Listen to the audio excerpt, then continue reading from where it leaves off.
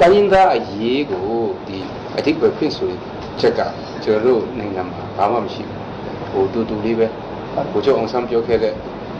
ဟိုရှင်းနှစ်ပေါင်းများစွာကအတူတူကနေလာကြတဲ့လူတွေ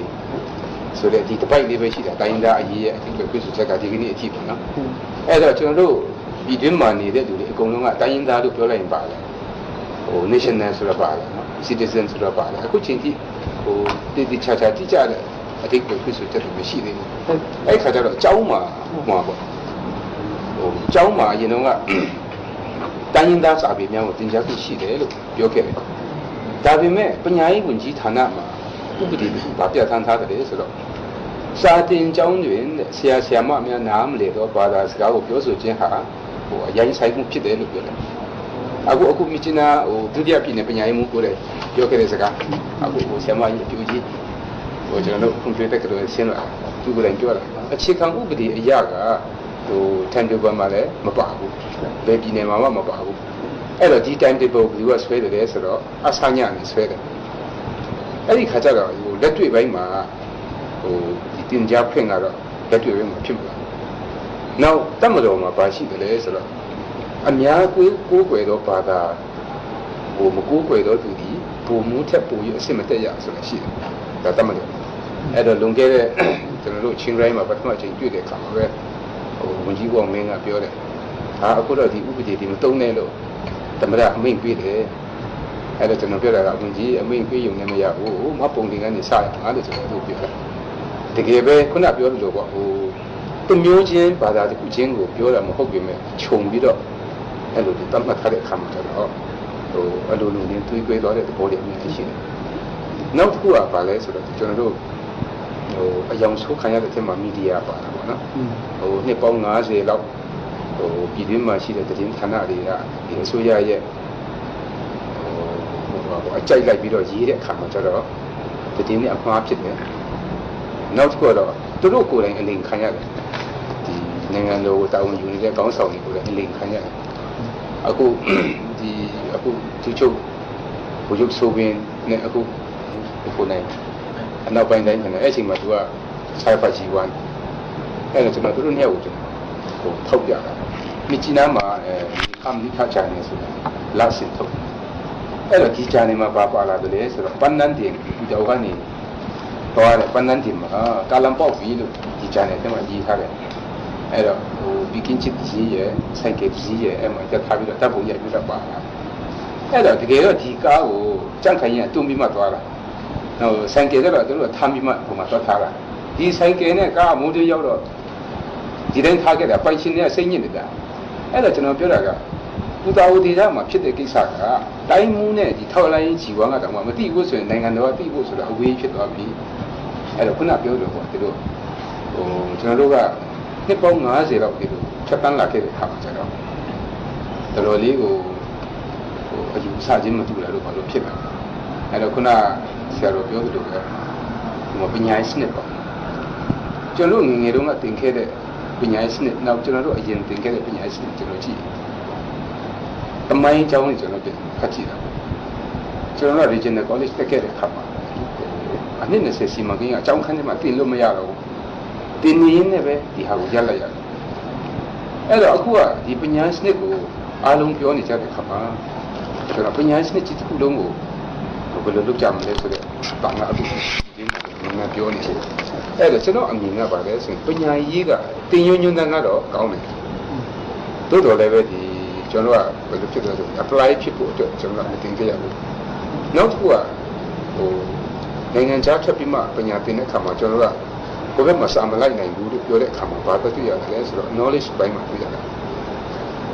ဒီမူလတန်းကနေသူများကအပြင်စာတွေအများကြီးဖတ်ရတယ်ကျွန်တော်ဒီဒီမှာရှိတဲ့အကြောင်းတွေကအပြင်စာဖတ်ရမလို့ပဲနဲ့ဒီအကြောင်းမှာတင်တဲ့ဒီညွှန်းတန်းကြည်လို့ရှိရင်သူကပြီးသွားတာပဲအဲ့ဒီခါကျတော့ကျွန်တော်ကဟိုဘက်ကိုသွားတဲ့အခါမှာဒီညွှန်းတန်းတစ်ခုတည်းကိုတင်တာတော့မှကျန်တဲ့ဘုဒ္ဓတာဘိုင်းမှာကျွန်တော်လိုက်နိုင်လို့ဆိုတော့ဘယ်လိုမှမဖြစ်နိုင်ဘူးအဲ့ခါကျတော့ကျွန်တော်ကိုရောက်ရင်မပြီးဘူးလို့ပြောတာတော့အဲ့ဒါဟိုအင်္ဂလိပ်မတတ်တယ်လို့ပါလို့ထားလိုက်တော့အဲ့ဒါဒီကနေ့ကျွန်တော်တို့ကျော်ဖြတ်လာရတဲ့ဘဝတွေတစ်ခုလုံးပြန်ကြည့်တဲ့အခါမှာခုနပြောလို့တမိုင်းကြောင်းနောက်ပြီးတော့ခုနဆရာတော်ပြောသလိုပဲ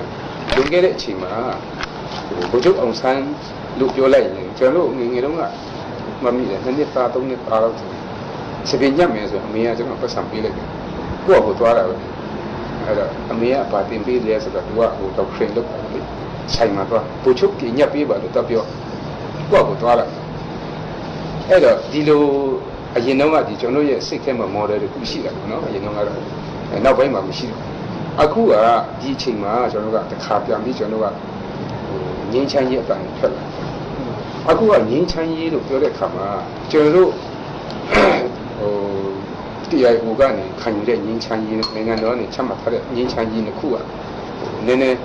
မတူဘူးဖြစ်နေတာဒါကိုညှိနေတော့အခုကျွန်တော်ပြောတော့ငင်းချမ်းရေးဆိုတာပါလေ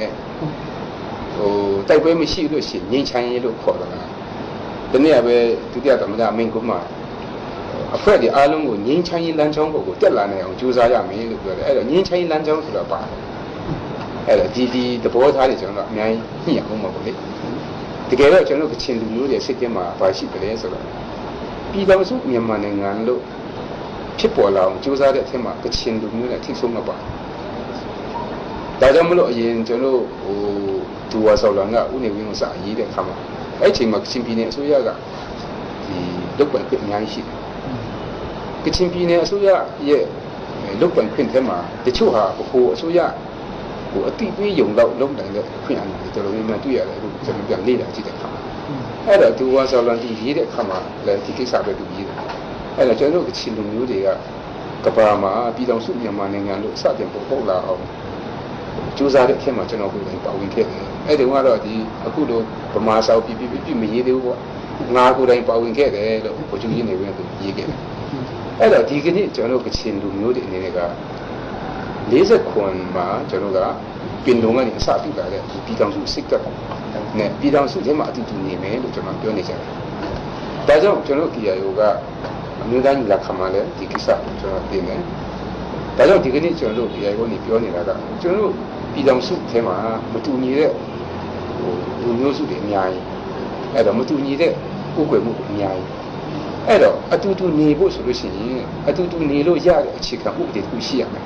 ခိုင်ခိုင်မာမာရှိရအခုဒီ2008နဲ့ကတော့အတူနေလို့မရအဲ့တော့အတူနေခြင်းနဲ့ဆိုရင်ဒီဥပဒေကိုပြုပြင်ရမယ်အခုကျွန်တော်တို့ပြောနေတာတော့ low profile ပေါ့နော်ဟိုဒီဥပဒေကမကောင်းဘူးလို့ဘယ်တော့မှမပြောဘူးဒီဥပဒေကိုပြင်ပါလို့တော့မှကျွန်တော်သိမပြောဘူးဒီဥပဒေကိုပြန်ပြီးဖြစ်ဆွဲရမယ်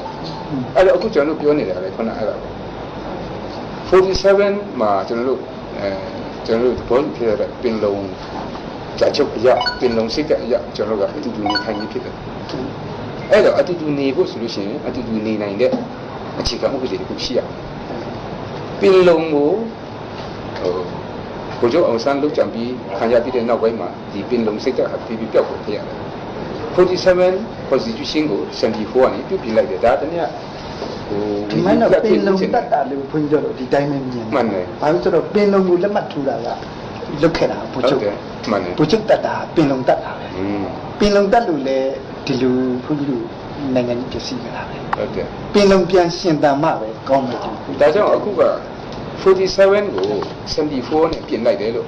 တနည်းအားဖြင့်ကြီးလာတိကပြောတယ်74ကို2008နဲ့ပြင်တယ်လို့ပြောတယ်အဲ့ဒါဒါလည်းတိတ်ကျွန်တော်က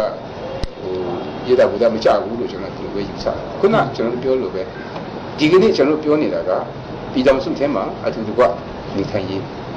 မတူညီတဲ့လူမျိုးစုတွေနဲ့မတူညီတဲ့ဘာသာတရားတွေနဲ့ကျွန်တော်စုပေါင်းနေထိုင်ကြတဲ့နိုင်ငံတစ်ခုမှာအတူတူနေထိုင်နိုင်တဲ့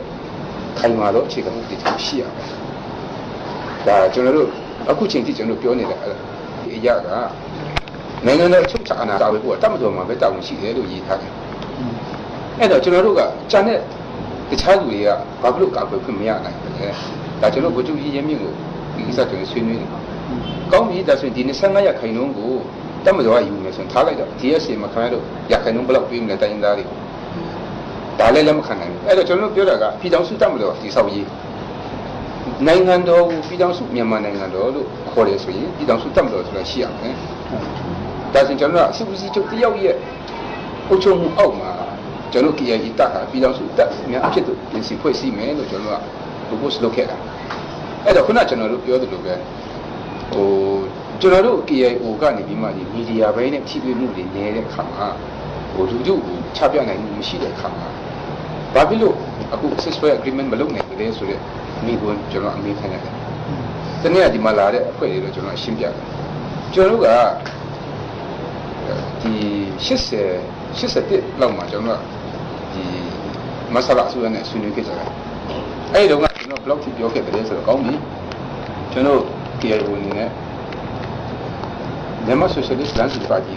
ရဲ့ဥဆောင်မှုလက်ခံမယ်မြန်မာ Socialist Landscape စီးပွားရေးကိုလက်ခံမယ်အဲ့တော့ဒီဒေတာအတွင်းကိုယ်တိုင်အုပ်ချုပ်ဖြစ်ပေးပါကိုယ်တိုင်အုပ်ချုပ်ဖြစ်မယ်ကျွန်တော်ဒီလောက်အဆင့်ဆိုရင်ကျွန်တော်ကဟိုလုပ်လိုက်မယ်အစွမ်းနဲ့ပူပေါင်းလိုက်မယ်ဒါပေမဲ့အဲ့တုန်းကဘိုလ်ချုပ်သမ္မတဆန်းယူကမူပိုင်းမှာထိခိုက်တယ်လို့မှတ်ချက်လေးတူတူလေးတစ်ခုရေးတာနဲ့အဲ့ဒါနဲ့ဆွေးနွေးရပြီးသွားတယ်အဲ့တော့94မှာကျွန်တော်နောက်ထပ် agreement လုပ်တယ်94မှာလုပ်တာက ceasefire agreement ဖြစ်တယ်ဆိုတော့တို့တော်လည်းပဲအစိုးရကမီဒီယာကနေပြီးပြန်ပြီးဟိုဒီ propaganda လုပ်တာကတော့ဒါငင်းချမ်းကြီးလို့ပြောတယ်အဲ့တော့ကျွန်တော်တို့ ਨੇ အစိုးရနဲ့လုပ်တဲ့ agreement ကိုအပြင်ကိုမပေါက်ချစီပါနဲ့လို့သူတို့က request လုပ်တယ်အဲ့တော့ကျွန်တော်တို့ကထိမ့်သိမ်းတာဟိုတချို့ဟိုကော်မတီဝင်သူကြီးတွေတွေ့တော့မတွေ့ဘူးလိုက်ဘူးဒီကနေ့အထိကျွန်တော်လည်းအဲ့လောက်ထိလိုက်နေတာအဲ့တော့ तू ကဘာလုပ်ကြလဲဆိုတော့သူ့ရဲ့အောက်ခြေတက်မစောအထိကိုငင်းချမ်းရေးမူဝါဒ73ချက်ဆိုပြီးမှ तू ကဟိုထုတ်လိုက်တာအဲ့ဒီမှာဟိုလူတစ်မစုဆောင်ရတို့ဘာတို့အများကြီးပဲအဲ့ဒါနဲ့ကျွန်တော်ကတခါမြောက်ပိုင်းတိုင်းမှာအဲ့ဒီကိစ္စတော့ပြောရတယ်ဒီလိုတော့မလုပ်ပါနဲ့လို့94 agreement လုပ်တဲ့အခါမှာကျွန်တော်ကဘာပါလဲဆိုတော့နိုင်ငံတွင်းမှာအခြေခံဥပဒေတရားပေါ်ထွန်းရေးအတွက်ကျွန်တော်ကအဝိုင်းကြိုးစားမယ်ဆိုတော့ဒီတစ်ခုပါလာတယ်အဲ့တော့ကျွန်တော်ကအမျိုးသားညီလာခံတက်တယ်ဟိုစန္ဒခွင့်ပွဲတွေမှာကျွန်တော်ကပါဝင်တယ်ဒီလိုက်စာမှာပဲကျွန်တော်ကဒီ referendum တွေချင်းကိုအခင်ပေးခဲ့တာနောက် election ကိုကျွန်တော်ကအနောက်ရှေ့မပေးဘူးလို့တရားဝင်ကြည်ညာတယ်အဲ့တော့ဟိုဒီအာရှကဒီ election နဲ့ဆိုင်ပြီးမှဟိုလုပ်တဲ့ဟို research လုပ်တဲ့အဖွဲ့ကဒီမှာလာတော့သူတို့နဲ့အလားပါတာလာပါပြောကြတယ်ပေါ့အဲ့ဒါသူတို့ကဟိုအမြင်ဘယ်လိုရှိလဲပေါ့ဒီ election ကလို့ negative လား positive လားလို့ပြောတယ်ကျွန်တော်က positive ပဲလို့ဒါပေမဲ့ bracket ထဲမှာ HIV ကဲလို့ဆိုတာပါတယ်လို့ဒါဒီနဲ့ပြည့်စည်တဲ့မှာဒီနောက်ချက်ကလို့အဲ့တော့ကျွန်တော်ပြောတော့ပြုပြင်ရမယ်မဖြစ်ပြင်လို့တော့မရဘူးဒါကြောင့်ကျွန်တော်တို့က2008ကိုမကောင်းဘူးလို့ကျွန်တော်ကဘယ်တော့မှ direct ကျွန်တော်ကမပြောဘူးတရားကြီးမပြောဘူးဘာဖြစ်လို့ဒါပေမဲ့ပြုပြင်ဖို့လိုအပ်တယ်အခြေခံဥပဒေတစ်ခုဆိုတာတော့ဒီဆောက်ထားတို့တော်လည်းပဲဒါအရှိကိုတွားမယ်ဒါကြောင့်အခုကျွန်တော်ပြောနေတာက94မှာကျွန်တော် ceasefire agreement လုပ်ပြီးတော့ဟိုဆွေးနွေးပွဲလုပ်ရအောင်လို့ပြောတဲ့ခါမှာနောက်တက်လာတဲ့အစိုးရနဲ့လုပ်ပါလို့ကျွန်တော်ပြောတယ်အဲ့တော့2009ကျတော့ BJP proposal ဝင်လာတယ်ကျွန်တော်ပြောရတာက BJP ကလည်းကျွန်တော်မလုပ်ဘူးကဲပြည်တော်စုတက်မလို့ဖွဲ့လိုက်ပြည်တော်စုတက်မလို့ဖွဲ့လို့ရှိရင်ကျွန်တော်တရားရတက်တယ်အကုန်လုံးကပြည်တော်စုတက်မလို့ထဲမှာပါဝင်မယ်အဲ့ဒါလည်းပြည်တော်စုတက်မလို့လည်းမဖွဲ့နိုင်ဘူးအဲ့တော့အခုကျွန်တော်ကတိုက်ပွဲတွေပြန်ဖြစ်လာတဲ့ခါမှာကျွန်တော်က proposal တခုတင်ထားတယ်ပထမအချက်ကတော့ဒီတိုက်ပွဲတွေကိုလောလောဆယ်ပဲလို့ဟိုလုပ်ကြမှာလေဟိုတိုက်ပွဲတွေမရှိအောင်ဘယ်လိုလုပ်မလဲဒီကိစ္စကကျွန်တော်တို့ကပြောတာကအဆင့်3ဆင့်နဲ့ကျွန်တော်တင်ပထမအဆင့်နံပါတ်5မှာကျွန်တော်ကအခုဒီညီကပ်ဖြစ်နေတဲ့တက်ခွာထားရမယ်အဲ့တော့ဒီတက်တွေကိုဘယ်လိုခွာမလဲဆိုတော့အပိုင်းကိုဆွေးနွေးဖို့စူးစမ်းလိုက်တိုင်းအစည်းအဝေးကပြတ်သွားတယ် proposal တခုတင်ထားတယ်ပထမအချက်ကတော့ဒီတိုက်ပွဲတွေကိုလောလောဆယ်ပဲလို့ဟိုလုပ်ကြမှာလေဟိုတိုက်ပွဲတွေမရှိအောင်ဘယ်လိုလုပ်မလဲဒီကိစ္စကကျွန်တော်တို့ကပြောတာကအဆင့်3ဆင့်နဲ့ကျွန်တော်တင်ပထမအဆင့်နံပါတ်5မှာကျွန်တော်ကအခုဒီညီကပ်ဖြစ်နေတဲ့တက်ခွာထားရမယ်အဲ့တော့ဒီတက်တွေကိုဘယ်လိုခွာမလဲဆိုတော့အပိုင်းကိုဆွေးနွေးဖို့စူးစမ်းလိုက်တိုင်းအစည်းအဝေးကပြတ်သွားတယ်ဟိုဥတအောင်တို့နဲ့3ချိန်ကျွန်တော်ဆွေးနွေးတယ်နောက်ဥအောင်တောင်းတို့နဲ့3ချိန်အခုဝန်ကြီးအောင်မင်းနဲ့3ချိန်လို့ပြောအဲ့ဒါကြတော့တက်ကိစ္စဆွေးနွေးမယ်လို့ပြောလိုက်တိုင်းအစည်းအဝေးကဆက်လုပ်လို့မရတော့ဘူးဒီလွန်ခဲ့တဲ့3ချိန်နဲ့ကျွန်တော်အလွတ်တဘောအဲ့တော့နောက်စုထအချိန်ကျတော့ကျွန်တော်ပြောတာကတရားဝင်အစည်းအဝေးလုပ်ရအောင် informal လို့ပြောလိုက်တာနဲ့ဒီဟာကဟိုကျွန်တော်ကအကျိုးညှိနှိုင်းရေးဖြစ်တယ်သို့တော်လည်းပဲဒီ informal ကြီးပဲလုပ်နေတယ်ဆိုရင်အစည်းအဝေးရှိတူလို့မရဘူးအဲ့တော့ဟိုတရားဝင်အစည်းအဝေးလုပ်ရအောင်လို့ကျွန်တော်ကတောင်းဆိုတယ်ဒါပေမဲ့အခုချိန်ဒီတရားဝင်အစည်းအဝေးဖြစ်မလာဘူးအဲ့တော့အလွတ်တဘောကျွန်တော်တို့ဗမော်နဲ့မူဆယ်ကိုလာဖို့ခေါ်တာကျွန်တော်ကမဟုတ်ဘူးအလွတ်တဘောမဟုတ်ဘဲနဲ့ လောလောဆယ်ကျွန်တော်တို့ဒီအရင်ကျွန်တော်လုပ်နေတဲ့ရွှေဒီမှာပဲတစ်ချိန်တရုပ်စီဝေးလုပ်မယ်မူတစ်ခုချမယ်မူချပြီးလို့ရှိရင်ကျွန်တော်ကမြကြီးနားမှာလုပ်ရအောင်လို့ကျွန်တော်ကပြောထားပြီးသားမြကြီးနားဘယ်မှာလုပ်မယ်ဟိုဘယ်သူကတောင်းယူမယ်ဆိုတာအစကျွန်တော်ဘိုးစလုပ်ထားပြီးသားဒါမဲ့အခုကတရုပ်စီဝေးကဖြစ်မလာဘူးအဲ့တော့တနေ့ကကျွန်တော်တို့လာအိုမှာတွေ့ရအောင်လို့ပြောတယ်အဲကျွန်တော်တို့လာအိုကလာလို့မဖြစ်ဘူးလို့အဲ့ခါကျတော့ဟိုဒါဆိုရင်ထိုင်းကိုလာခဲ့ပါတယ်ထိုင်းကနေဟိုနေပြည်တော်တို့လာပြီးကြုံမယ်လို့အဲ့တော့နေပြည်တော်သွားမယ်ဆိုတော့ကျွန်တော်တို့ထိုင်းကတော့သွားကြမလို့တော့ပါဘူးအဲ့တော့အခုကဟိုအလွတ်တဘောဒီလိုဖြစ်နေတာဒါကြောင့်ပထမအဆင့်မှာကျွန်တော်တို့စူးစမ်းတာကအခုတိုက်ပွဲဖြစ်နေတဲ့တိုက်ပွဲတွေကိုဟိုတိုက်ပွဲနေတော့အောင်ဆိုဒီတက်တွေကိုခွာရမယ်ဟိုဒီဘာပါဆိုအခုရှိရအခုကျွန်တော်တက်တယ်အခုရောနေအဲ့နဲ့တရင်သမားတွေတခါဒီကျွန်တော်တို့မေးတာပေါ့အခုကဘယ်သူကစပစ်တယ်လဲလို့မေးတယ်အခုကတော့အရင်တွေ့တဲ့လူကပြစ်နေတာပဲလို့အခုကကျွန်တော်ကအဲ့လိုဖြစ်နေနောက်ဒုတိယအဆင့်မှာကျွန်တော်ပြောတာကဟိုအားလုံးပါဝင်နိုင်တဲ့ညီလာခံကြီးတစ်ခုကိုခေါ်ပေးရမယ်အရင်တော့ကဟိုဒုတိယပင်လုံလို့21ရာစုပင်လုံလို့ဘာလို့ပြောခဲ့ကြတာပေါ့ကျွန်တော်တို့ပြောတာကတော့အရင်ပင်လုံတွင်ကျင်းပခဲ့ကြတဲ့ကဲ့သို့ဟိုညီလာခံကြီးတစ်ခုကျင်းပရမယ်အဲ့မှာတော့အကုန်လုံးပါဝင်ရမယ်ပါဝင်တဲ့တွေအကုန်ပါဝင်ရမယ်အဲ့ဒီမှာဘုံတဘောတူညီချက်တစ်ခုရအောင်ကျွန်တော်ကဝိုင်းပြီးမှဆွေးနွေးရမယ်ဒီနေရာမှာတော့ဟိုပါပေါ့လေဟိုဘယ်လိုပြောမလဲကျွန်တော်ကပုံမှန်နေနေပေါ့ဟိုလူတို့ရဲ့ရှေ့မှာကျွန်တော်ဒီစီဝီလုပ်ရအောင်အဲ့လိုလုပ်တဲ့ခြင်းအပြင်အစိုးရကလည်းဟိုသူကမတရားလုပ်လို့မရဘူးကျွန်တော်ဘက်ကလည်းတရားနဲ့တောင်းဆိုလို့မရဘူးအဲ့တော့အားလုံးကဝိုင်းပြီးကြည့်နေရမှာဒါကြောင့်တနေ့ကကျွန်တော်ဝင်ကြည့်ဖို့မင်းပြောတာကျွန်တော်တို့ကတောင်းမှဒီကတောင်းဆိုတာခင်ဗျားတို့အစိုးရဘာလို့မလုပ်ရဲတာလဲလို့ကျွန်တော်တို့မေးတယ်ကျွန်တော်တို့ကလည်းဒီနေရာမှာဟိုမတောင်းဆိုတဲ့နေရာတွေတောင်းလို့မရတော့ဘူးအစိုးရကလည်းပေးတဲ့ရတာနဲ့သူမပေးချင်ဘူးဆိုလို့လုပ်လို့မရတော့ဘူးအဲ့တော့ဒါညီလာခံကိုကျင်းပရအောင်အဲ့ဒီမှာဘုံသဘောတူညီချက်တစ်ခု National Accord တစ်ခုကျွန်တော်ရရတယ်ဘာဖြစ်လို့ဒီ National Accord ကိုကျွန်တော်လွတ်တော်ပြင်ပမှာလိုချင်တယ်လို့ပြောလိုက်ရင်ဒါဖွဲ့စည်းပုံအခြေခံဥပဒေဖွဲ့စည်းပုံရဲ့ပြဿနာဖြစ်တယ်ဒီတမတော်သားနဲ့15ရာခိုင်နှုန်းလို့ဆိုပေမဲ့ဟိုဘက်မှာ uniform ချွတ်ထားတဲ့လူတွေလည်းအများကြီးဒီ uniform ချွတ်တဲ့လူတွေနဲ့တောင်မှဒီအခြေခံဥပဒေဘယ်လိုမှပြင်လို့မရဘူးလွတ်တော်ထဲမှာပြင်လို့မရတယ်လို့ဟို referendum ဖြစ်လာဖို့လည်းဘယ်လိုမှမဖြစ်နိုင်ဘူးအဲ့တော့ကျွန်တော်တို့ကတော့အပြင်မှာဟို assembly ကြီးတစ်ခုမှာ nation ဒီ accord တစ်ခုကိုမရဘူးဆိုရင်ဒီဥပဒေကိုဘယ်လိုမှပြင်လို့မရဘူးဒါကြောင့်ကျွန်တော်လွတ်တော်ပြင်ပမှာကျွန်တော်ဒါကိုလုပ်ချင်တယ်လို့ဦးအောင်မင်းပြောတယ်ပထမပိုင်းတော့သူဟုတ်တယ်တဲ့ဒါပေမဲ့ဒီကရှင်းလင်းချက်ကိုလွတ်တယ်လို့ပြန်ယူသွားဖို့လိုအပ်တယ်တဲ့ဒါကြောင့်မလို့ဝန်ကြီးသိန်းစောတောင်းပေးရမယ်လို့သူကဒီလိုပြောတယ်ဒါပေမဲ့အခုကျတော့ဒီလေတန်ကလည်းပျောက်သွားပြန်ရောအဲ့တော့ကျွန်တော်တို့ပြောချင်တာကခုနကပြောလို့ပဲအခြေခံဥပဒေတစ်ခုဟာတဖြည်းဖြည်းနဲ့ကောင်းမွန်လာအောင်လုပ်သင့်တယ်ဆိုတော့ကျွန်တော်တို့သဘောပေါက်တယ် ceasefire agreement လုပ်ရမယ်ဆိုတော့ကျွန်တော်လက်ခံတယ်သို့တော်လည်းပဲဒီမှာ agreement လုပ်ထားပြီးတော့ခုဘက်ကိုဘာလုပ်မလဲဆိုတာမသိဘဲနဲ့ကျွန်တော်တို့ ceasefire agreement မလုပ်နိုင်ဘူးဒါကျွန်တော်19နှစ်လုံးကျွန်တော် agreement လုပ်ထားခဲ့တာဒါတနေ့ကကျွန်တော်အစည်းအဝေးမှာပြောတယ်ခုဘက်ပိုင်းမှာဘာလုပ်မလဲဆိုတော့သိဖို့လိုတယ်ပြီးတော့ဟိုတကယ်ဆွေးနွေးမလားမဆွေးနွေးဘူးလားမဆွေးနွေးဘူးဒီလို agreement လုပ်ထားပြီးနောက်တိုက်ပွဲပြန်ဖြစ်မယ်ဆိုရင်တော့ဒါလည်းမထိုးတာပဲကောင်းတယ်ကျွန်တော်တို့ဘက်ကတော့ agreement လုပ်ထားပြီးတော့နောက်ဖြစ်လာမဲ့တိုက်ပွဲအတွက်ပြင်ဆင်တာမျိုးမဖြစ်စေချင်ဘူးလို့ကျွန်တော်ကဒါပုံနဲ့လည်းပြောထားတယ်ဒါကြောင့်လို့ဆိုကျွန်တော်ဘက်က propose လုပ်ထားတဲ့အခြေအနေပေါ့သူနဲ့အစားအဆုံးပြောထားပြီးသားအခုဒီလိုပို့ပြီးဆိုဝင်နေကျွန်တော်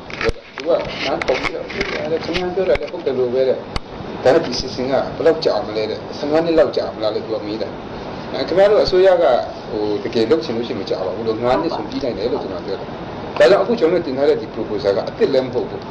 2009မှာဦးအောင်ကောင်းတို့ဦးသိန်းစော်တို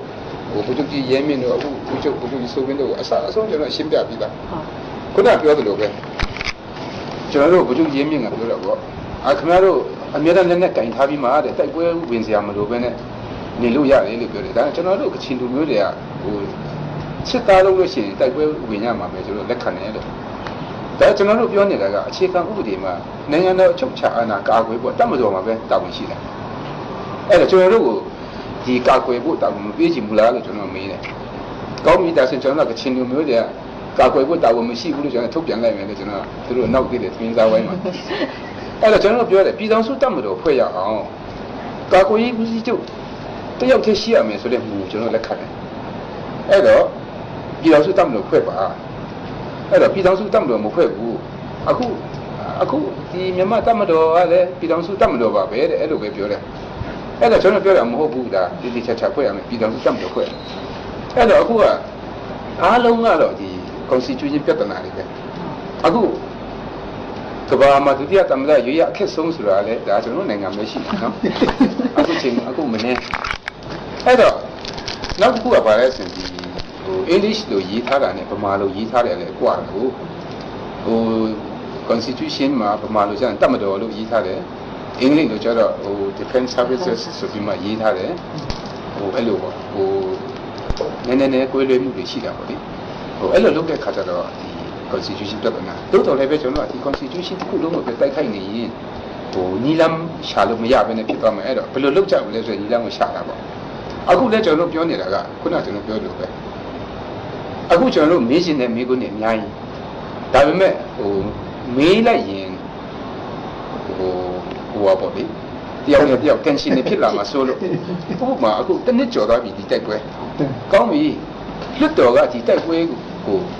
တစ်နှစ်ကျော်သွားတဲ့တိုက်ပွဲပေါ်မှာဘယ်လိုသဘောထားကြလဲကျွန်တော်သိချင်တာတကယ်သိချင်တဲ့မေးခွန်းဆွေးနွေးသလားမဆွေးနွေးဘူးလားဟိုလွတ်တော်ကဒီတိုက်ပွဲကိုဆက်ပြီးတိုက်ဖို့လိုအပ်တယ်လို့လွတ်တော်ကဆုံးဖြတ်သလားလွတ်တော်ကမတိုက်ရဘူးလို့ပြောတာကိုတတ်မတော်ကများတိုက်နေတာလားတရားရှိနောက်အခုဒီကျွန်တော်ကမ်ဘယ်ဒီပန်ဝါဒီတာမှာတိုက်ပွဲတွေဒါရက်ကဲနေတာဥခုံတည်ရင်လွတ်တော်ကိုယ်စလဲလွတ်တော်ကိုယ်စလဲကဒီတိုက်ပွဲတွေကိုကဲလို့ရသလားဘုဘမှာလွတ်တော်အစည်းအဝေးလုပ်နေတဲ့အချိန်မှာ तू ကဒီတိုက်ပွဲမှာလာပြီးမှကုကဲနေတာအဲ့တော့ဟိုမှာ तू ဘယ်လိုများအခွင့်တောင်းခဲ့တယ်လဲမသိဘူးကျွန်တော်သိချင်နေတာတကယ်သိချင်တာအခုဟာဒါဘုန်းကြီးတို့အမြင်ကတော့ဟိုဒါဆရာလည်းသိအောင်ပြောရရင်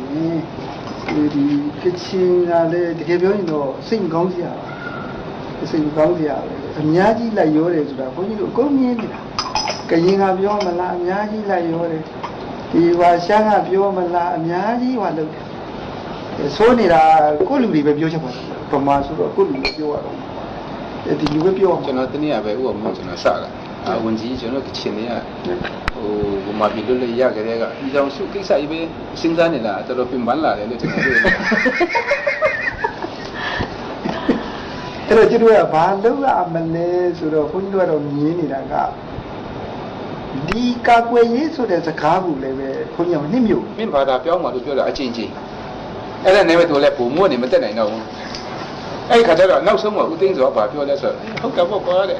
ကိုဖျားပေါ်မှာတော့တစ္ဆာမရှိတော့နိုင်ငံတော်ပေါ်မှာလည်းဘယ်တစ္ဆာရှိပါမလဲအဲ့ဒါနဲ့ပြီးသွားတာအဲ့ဒါကြောင့်တနေ့ကဝင်ကြီးအောင်မြင်အဲ့ကိစ္စပြောတော့ကျွန်တော်ပြောတယ်လေကိုကျော်ရင်လိုင်းတို့အမောင်ရွှေတို့နဲ့ဟုတ်တယ်ဒါပေမဲ့